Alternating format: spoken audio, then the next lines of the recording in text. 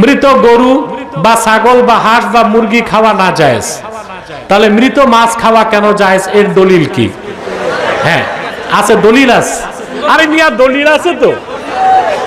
তোমরা কি গরু বা মুরগি, ছাগল বা হাঁস মাইরা শুটকি বানায় খাও?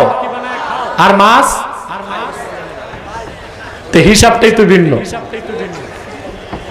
হিসাবটাই। আর সবচেয়ে বড় কথা, শরীয়তের কোন বিধানে যদি, কেন, কি, এগুলো তালাশ করা যাবে না। হাদিস শরীফ আছে, হাদিস শরীফে আছে যে মৃত মাছ খাওয়া যাবে, এই জন্য খাওয়া যাবে। কিন্তু যুক্তি খুঁজতে গেলে যুক্তি হচ্ছে গরু মরে গেলে কিংবা বকরি মরে গেলে কিংবা মুরগি মরে গেলে ওইটারে কি শুটকি বানায় খান? কথা বলে না।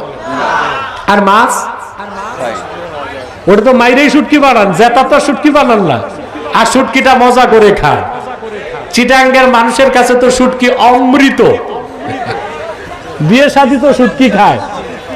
আপনারা যেমন বোয়াল মাছ ছাড়া মেহমান খাওয়ান না, ওনারা মেহমান শুটকি ছাড়া মেহমানদারি করে না। অতএব মাছের হিসাবটাই ভিন্ন।